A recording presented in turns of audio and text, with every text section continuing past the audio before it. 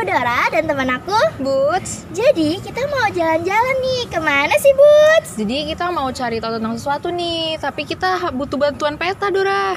Oke, mari kita panggil. Katakan peta, katakan peta. Peta. Sekali lagi lebih keras. Katakan peta, katakan peta. Peta. Mari kita ke peta 1.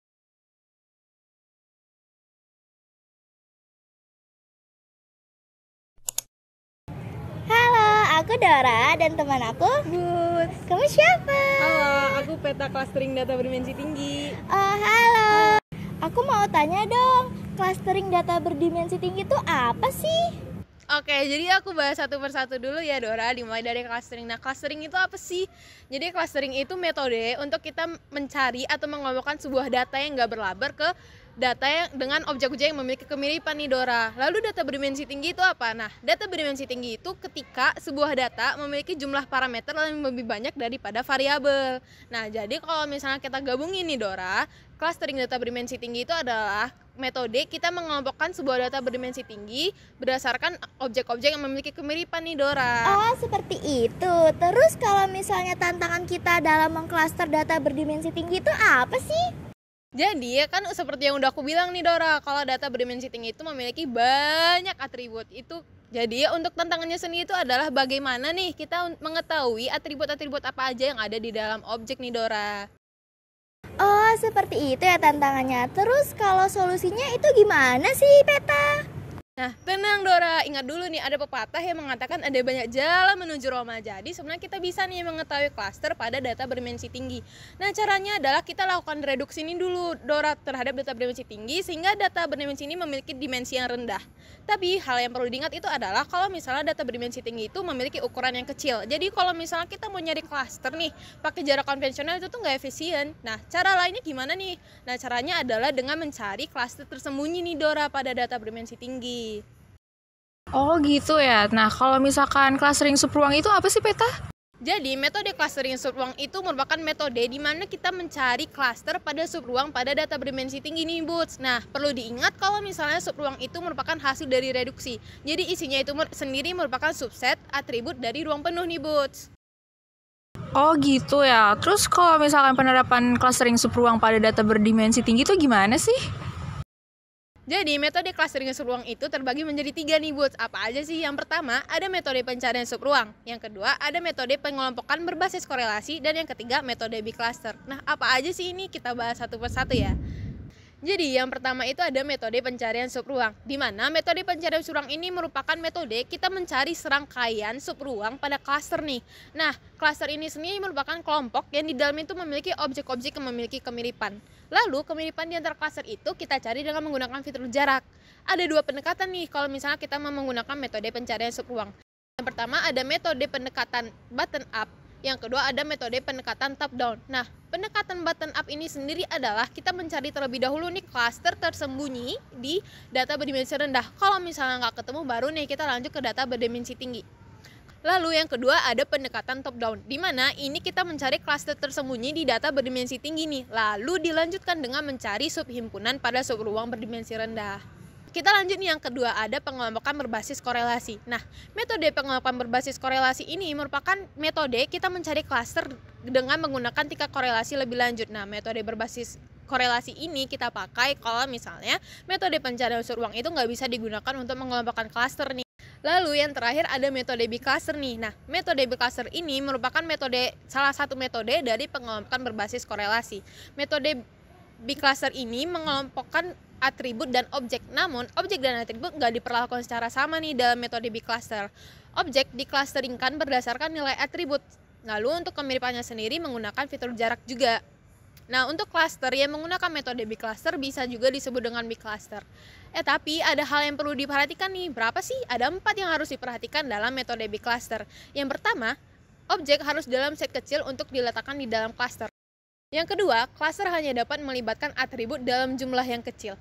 Yang ketiga, objek dapat diletakkan di beberapa cluster atau objek dapat diletakkan di cluster manapun. Lalu yang keempat, atribut dapat diletakkan di beberapa cluster.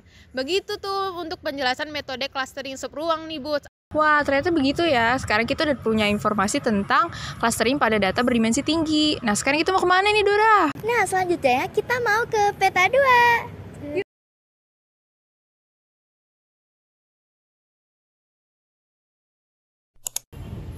Halo, aku Dora dan teman aku Boots. Kamu siapa? Halo, aku peta 2 tentang DBScan. Nah, aku mau tanya dong peta 2, kalau DBScan itu apa sih?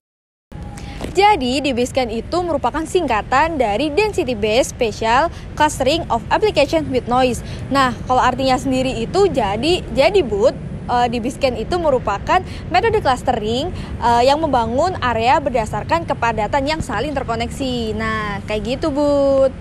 Nah, kalau misalkan metode DBScan itu kayak gimana sih, Peta?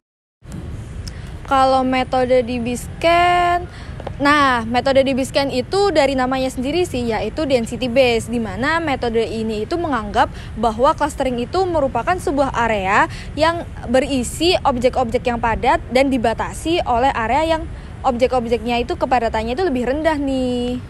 Kalau gitu bedanya sama K-means apa, Peta? Bedanya DBScan sama K-means itu, jadi gini nih, kalau misal K-means ya, biasanya itu semua poin-poin itu bakal dimasukin dalam area-area atau cluster. Jadi dia nggak bisa nih ngedeteksi data-data outlier. Sedangkan kalau DBScan ini dia mampu poin-poin yang memang seharusnya tidak masuk cluster akan dipisahkan menjadi data outlier kayak gitu. Oh, begitu ya, Peta. Kalau kelebihan dan kekurangan DBScan tuh apa sih, Peta? Kelebihan dan kekurangan ya. Kalau kelebihan yang pertama DBScan itu dia tuh mampu mengklasifikasi dataset yang bentuk kepadatannya itu sembarang. Jadi mau bentuknya bulat, mau bentuknya apa, acak. Si DBScan ini mampu nih buat mengklasifikasi.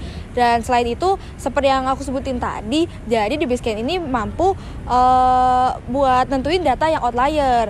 Tapi kekurangannya dia tuh sangat sensitif gitu terhadap perubahan nilai, terutama perubahan nilai pada parameternya. Oh, berarti selain punya kelebihan, si DBScan ini juga punya kekurangan ya? Terus kalau misalnya cara kerja DBScan itu gimana sih, Peta?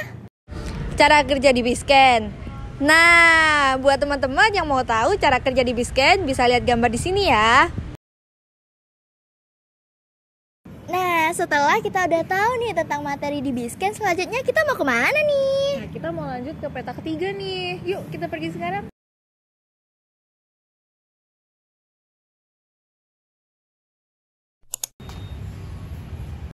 Halo Peta, aku Dara dan teman aku Bud. Kamu siapa? Halo, aku Peta dari Graph Based Clustering. Nah, kalau graph itu apa sih, Peta? Oke, jadi graph atau grafik itu sebenarnya dia itu bentuknya kayak diagram. Tapi dia itu bakal punya informasi kalau kita itu bisa nginterpretasiinnya secara tepat gitu. Oh gitu. Terus kalau graph clustering itu apa? Oke, jadi graph clustering itu dia pengelompokan simpul pada graph gitu atau grafik. Jadi simpul ini nanti diharapkan dia itu bisa berada di dalam satu klaster ataupun kelompok yang punya kesamaan sifat. Oh gitu. Terus kalau graph clustering itu biasanya dipakai buat apa? Oke, jadi kalau graph clustering itu biasanya dipakai buat bidang biologi, khususnya mempelajari gen. Ataupun bisa juga nih dipakai buat FLSI, chip design, ataupun social network, dan lain-lain. Oh, kalau misalnya graph based clustering itu apa, Peta?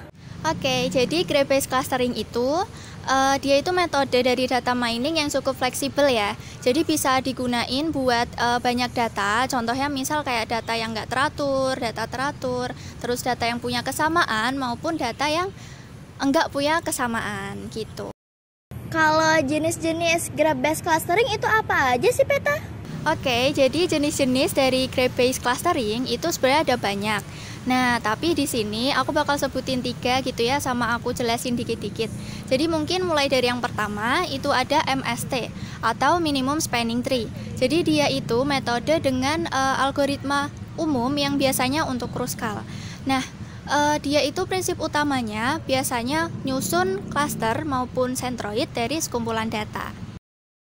Oke, jadi jenis yang kedua itu ada Chameleon. Nah, Chameleon itu dia algoritma yang buat mengeksplor model-model dinamik dalam hierarki clustering. Yang ketiga yaitu ada star clustering. Nah, star clustering itu dia algoritma yang ngelompokin grafik jadi suatu cluster dengan keterkaitan tertentu. Nah, berikut adalah langkah-langkah dari star clustering. Oke, jadi langkah-langkah dari star clustering yang pertama, setiap simpulnya itu kita hitung jumlah degree-nya. Nah, setelah itu kita urutin nih jumlah degree terbanyak ke yang terkecil. Nah, setelah itu kita cek si simpul ini yang paling banyak jumlah degree-nya sama yang enggak berhubungan sama star center lain. Nah, habis itu kita lakuin nih proses yang kedua sampai kita dapatkan semua star center. Nah, yang terakhir baru nih kita melakukan pembentukan cluster pada grafik. Oke, dari 3 yang udah kamu sebutin, mana sih yang paling bagus untuk digunakan itu peta? Oke, jadi dari 3 metode tadi itu yang paling bagus untuk digunakan itu star clustering karena dia itu lebih mudah dimengerti, terus habis itu hasilnya akurat, terus efisien, sama dia itu menjamin hasil cluster yang dihasilkan gitu. Oke, karena materi kita ini udah banyak banget dari peta-peta. Cukup sekian petualangan kita pada hari ini. Dadah!